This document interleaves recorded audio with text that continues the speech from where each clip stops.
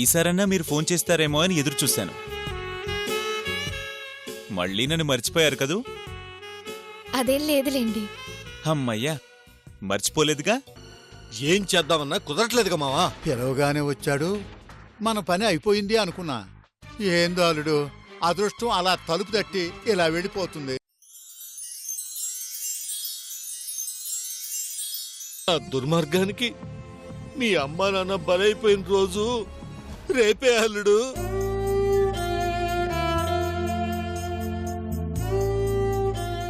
ఆ రోజు నేను చేసిన పాపానికి దేవుడు నన్నెందుకు శిక్షించలేదో, నన్ను ఇంకా ఎందుకు బతికిస్తున్నాడో అర్థం కావట్లేదు అల్లుడు. దేవుడు లాంటి మా బావను పట్టున పెట్టుకున్నందుకు నన్ను నీ చేతులతో చంపే అల్లుడు, చంపే. ఊరుకోండి, ఊరుకోండి, కూర్చోండి. తప్పుకు శిక్ష పడాలి కాని పశ్చాత్తాపానికి కాదు. అయినా ఇదంతా దోషం వల్ల జరిగింది. లేదంటే అమ్మా నాన్న అలా అర్ధాంతరంగా చనిపోయే పరిస్థితి వచ్చేది కాదు. మేం దురదృష్టవంతులం లేమయ్య. అమ్మా నాన్న ప్రేమకు నోచుకోకుండా పెరగాలని మాకు రాసిపెట్టుంటే ఎవరు మాత్రం ఏం చేస్తారు? అన్నం పెట్టిన అక్కా బావలకి ఏనాడు ఏమీ చేయలేకపోయాను. అందుకే రేపు వాళ్ళు చనిపోయిన రోజు కాబట్టి కనీసం వాళ్ళ ఆత్మశాంతి కోసం పూజలు జరిపిద్దాం అనుకుంటున్నాను అల్లుడు. అలాగే జరిపించు మావయ్య. అమ్మా నాన్న ఆత్మశాంతి కోసం ఈ రోజు వరకు నేనేం చేయలేకపోయాను. ఏర్పాట్లు ఘనంగా జరిపించు. తప్పకుండా జరిపిస్తాను అల్లుడు. అలాగే నీ చేతులతో నువ్వు పిండ ప్రదానం చేసి వాళ్ళని పున్నామ నరకం నుంచి తప్పించలుడు, తప్పించు.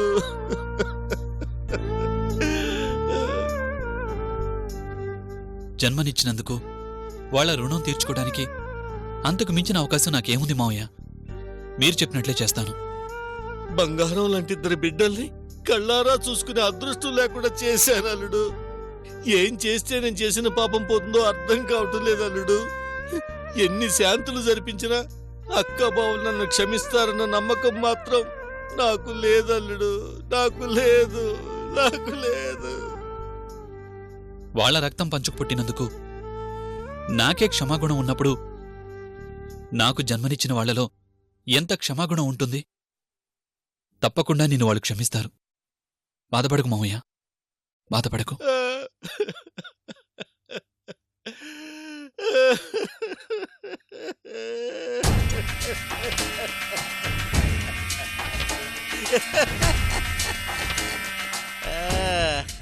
ఏడుపు సీను బాగానే వర్కౌట్ అయింది.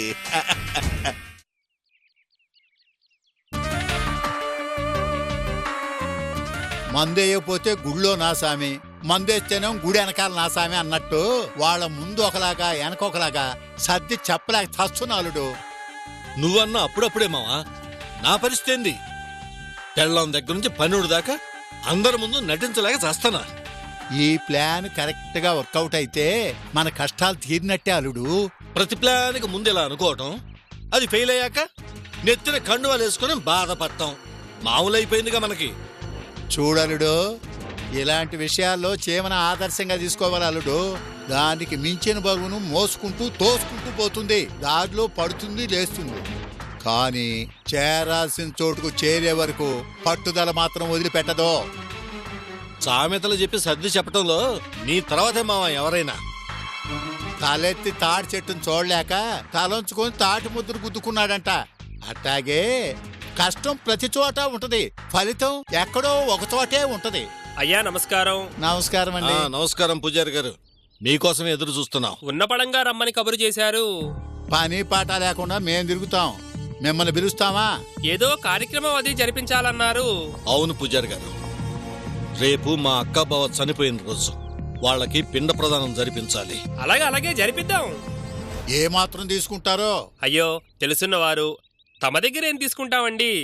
2116 ఇప్పించండి చాలు. అబ్బా, మన అంటూ మంచం మీదకి లాగాడని అలాగే మన అంటూనే బిల్లు బాగానే చెప్పావుగా. అయ్యా బయట 4000 తీసుకుంటున్నారు, కావాలంటే అడిగి చూడండి. సాక్ష్యాలు ఎందుకులేండి? ఈ సాక్ష్యాలతోటి రోడ్ల మీద జైలులోను, జైలులో వాళ్ళు రోడ్ల మీదను ఉంటున్నారు. అదంతా ఎందుకు గాని అల్లుడు, అసలు విషయానికి వచ్చేసేయ్. చూడండి పూజారి గారు, మీరు 2116 అడిగారు, నేను 10,116 ఇస్తాను. అంతా ఎంతమందికి పిండం పెట్టాలండి? పనిలో పని మాకు కూడా పెట్టించుకుందామని. నువ్వు ఉండు మావా. చూడండి పూజారి గారు, పిండ ప్రదానం చేయించడంతో పాటు మాకు ఒక చిన్న సహాయం చేయాలి. అందుకే 10,000 ఇస్తామంటున్నాం. సహాయమా? చావుకు పిండం పెట్టే దగ్గర నేను చేయగల సహాయం ఏముంటుందండి? పిండ ప్రదానం చేయటానికి నా అల్లుడు కూర్చుంటాడు. వాడి చేతికి ఒక రక్షా కంకణం ఉంటుంది. ఏదో ఒక విధంగా వాడితో ఆ కంకణం విప్పించాలి. ఎందుకు? ఎందుకు అంటే 10,000 అందుకే. అయ్యా, 10,000 ఇచ్చి మరీ పని పురమాయిస్తున్నారంటే నాకే సమస్య రాదు కదా? సమస్య నీకు కాదు, మాకు. అందుకే చేతికున్న చిన్న దారం విప్పించడానికి 10,000 ఇస్తున్నాం. పంతులు గారు, ఈ చిన్న పని చేసి పెట్టండి. 10 కాకపోతే 15 తీసుకోండి. ఏమిటో డబ్బులతో మరీ మొహమాట పెట్టేస్తున్నారు. అలాగే కానివ్వండి. ఆ,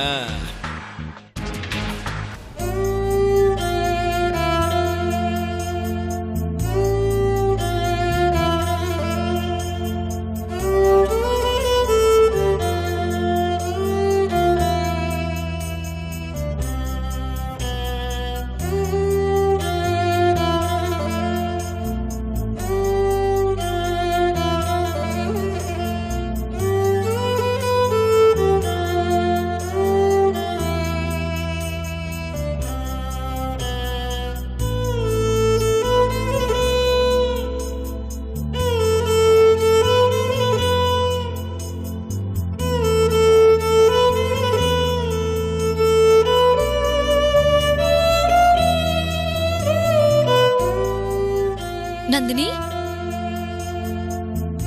నందిని, ఏమైంది? ఎందుకలా ఉన్నావు? రేపు అమ్మా నాన్న చనిపోయిన రోజు. మా అమ్మా నాన్న ఎప్పుడు చనిపోయారో కూడా తెలియకుండా బతుకుతున్నావు. అదే బాధగా ఉంది. ఇప్పుడు నీకు ఈ విషయం ఎవరు చెప్పారు? రేపు అన్నయ్యతో పిండ ప్రదానం జరిపించడానికి మావయ్య అన్ని ఏర్పాట్లు చేస్తున్నారు.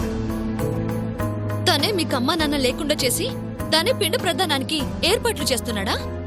నిజమేంటో తెలిసిన మనిషి మారాడు కదా అని అన్నయ్య నేను నమ్మా. కానీ మారినట్టు నటిస్తున్నాడని నువ్వు చెప్పిన తర్వాతే తెలిసింది. బాబాయ్ ఏంటి అనేది మనకు అర్థమైంది. మీ అన్నయ్యకి ఇంకా అర్థం కాలేదుగా. ఆ రోజు మీ అమ్మ నాన్నల్ని మీకు దూరం చేశాడు. ఈ రోజు ఈ వంశాన్ని లేకుండా చేయాలని చూస్తున్నాడు. ఏంటో వదినా, మా పరిస్థితి మాకే అర్థం కావడం లేదు. అమ్మా నాన్నల ఆత్మశాంతి కోసం అంటూ మావయ్య హడావిడి చేస్తున్నాడు. అన్నయ్య ఆనందంగా చేయమంటున్నాడు. హఠాత్తుగా బాబాయ్కి ఇంత మంచి బుద్ధి రావడం ఏంటి? చనిపోయిన మీ అమ్మా నాన్నల మీదో మీ మీదో ప్రేమతో మాత్రం ఈ కార్యక్రమం చేయడు.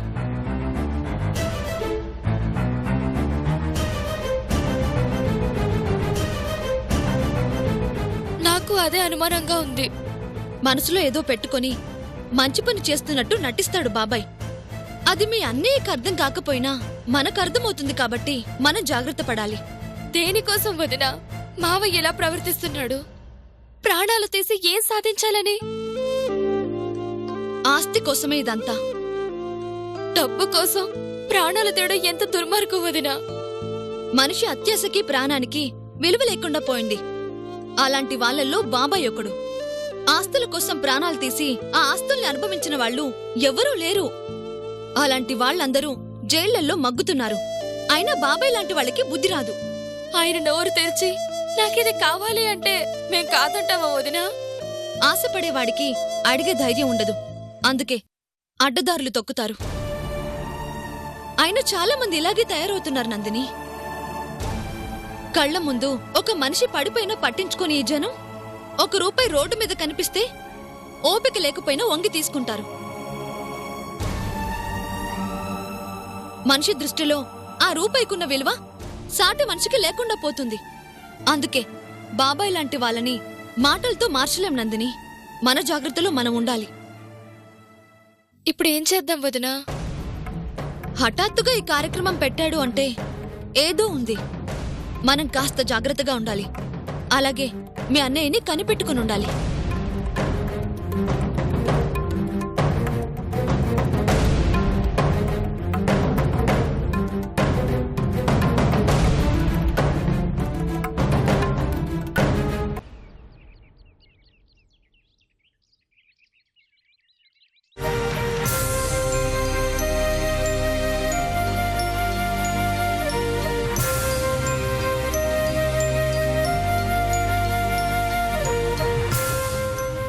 ఉండు, అన్నయ్యని పిలుస్తాను.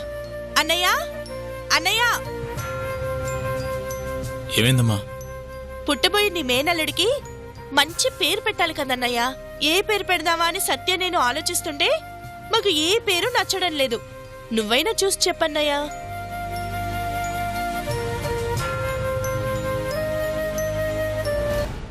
దీని పిచ్చి పీక్కి చేరుకుంది. ఇంకా వీళ్ళని నేనేం చేయాల్సిన అవసరం లేదు. పిచ్చి పట్టి వీళ్ళకి వీళ్ళే చేస్తారు. సత్య, ఇప్పుడు మా అన్నయ్య చెప్తాడు చూడు.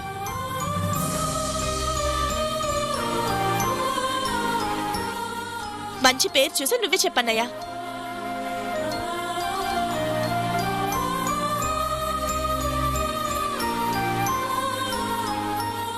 వదినా, నువ్వు కూడా వచ్చి చూడు. ఎందుకులేమ్మా, మీ అన్నయ్య చూస్తున్నారుగా. త్వరగా చూడన్నయ్యా. నీ అల్లుడికి నువ్వే సూపర్ పేరు పెట్టాలి.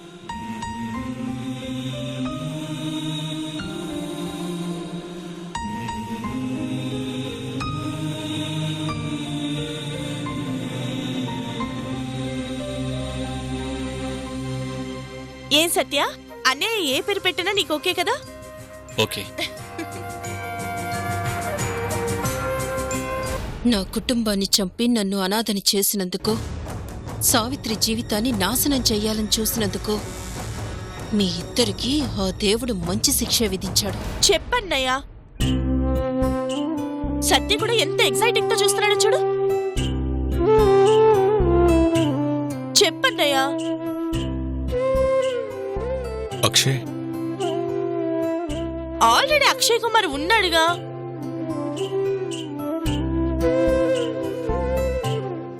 పోనీ అభినవ్? కొంచెం పాతదిగా ఉంది.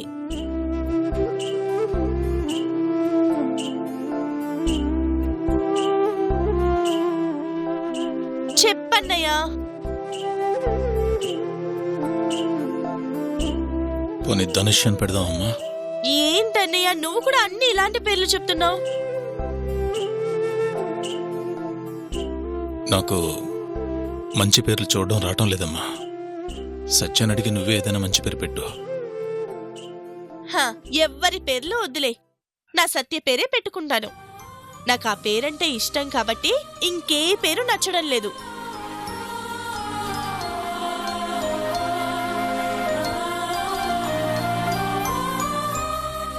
నీ అల్లుడి పేరు సత్య అని ఫిక్స్ అయిపో అన్నయ్య.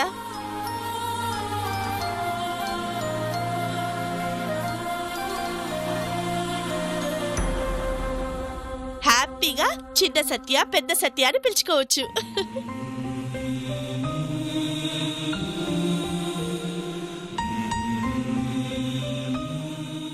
ఏ సత్య, నీకోకే కదా? మన బాబు పేరు సత్య. వదినా, నీకోకేనా? అన్నయ్య, నీకు కూడా ఓకే కదా? అయినా అంతకన్నా మంచి పేరు ఇంకే ఉంటుందిలే. నా బాబుకి మంచి పేరు దొరికింది. పద సత్య.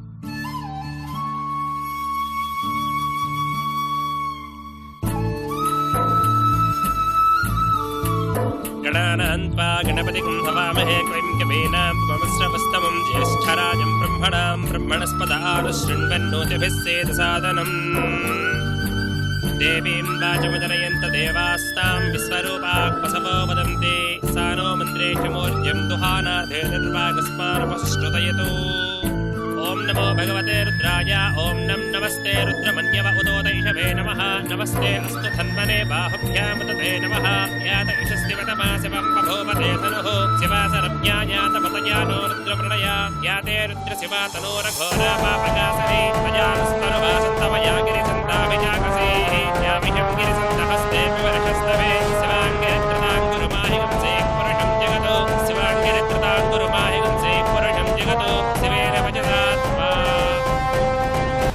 అయ్యా, ఇది మరణించిన వారి ఆత్మశాంతి కోసం జరిపించే కార్యక్రమం కాబట్టి ఒంటి మీద ఎలాంటి దైవ సంబంధమైన వస్తువులు ఉంచుకోకూడదు. తీసేయండి బాబు.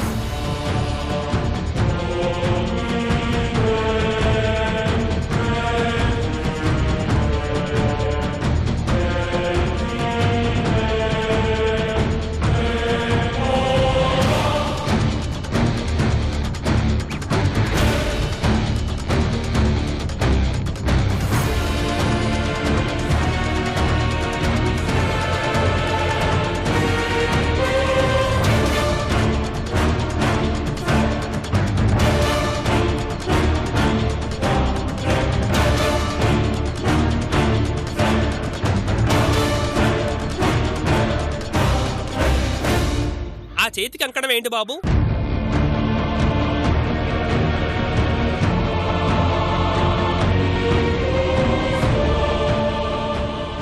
ఇది శాంతి హోమం జరిపించినప్పుడు మా స్వామీజీ కట్టిన రక్షణ కంకణం. అంటే అది కూడా దైవ సంబంధితమైనదే కదా? అవును. అయితే అది కూడా తీసేయండి.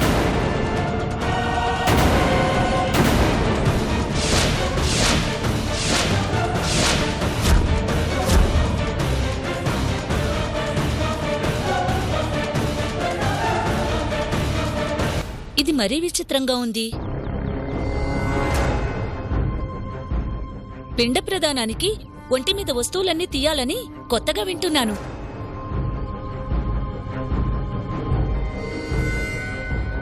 అందుకున్నల్లుడు నీ పెళ్ళం ఉలవచారు బెట్టవే అంటే ఊరు సోసి చెప్పిందని నీ పెళ్ళం చెప్పింది తప్ప అన్నీ చేస్తుంది. కామాక్షి, పంతులు గారు ఏదో చెప్తున్నారు కదా, నువ్వు ఉండు.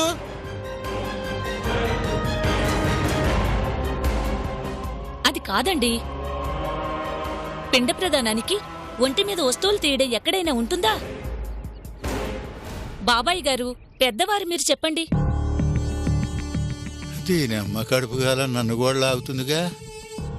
అంటే అమ్మ అది ఊరికో శాస్త్రం, గొంతుకో ఆచారం అని ఎవరి ఆచారాలు వాళ్ళకుంటాయి కదమ్మా.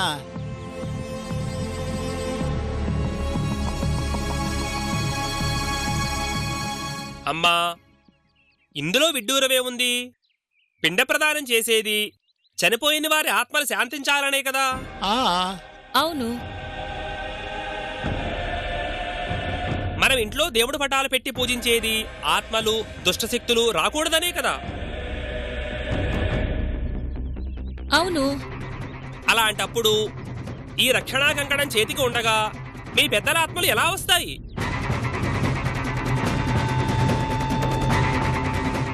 వాళ్ళకిష్టమైన ఈ పదార్థాలు ఎలా స్వీకరిస్తాయి?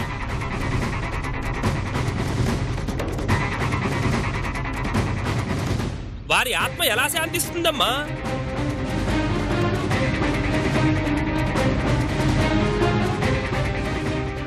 పంతులు పొట్టోడైనా గట్టోడే అల్లుడు.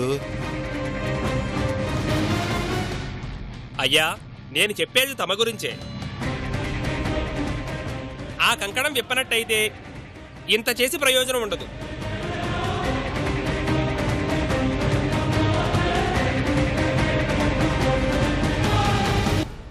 అంతగా కావాలంటే పిండ ప్రదానం అయ్యే వరకు తీసి మళ్ళీ కట్టుకోండి. మీరు చెప్పేది నిజమే, కానీ నా చెల్లెలికి కంకణం విప్పనని మాటిచ్చాను.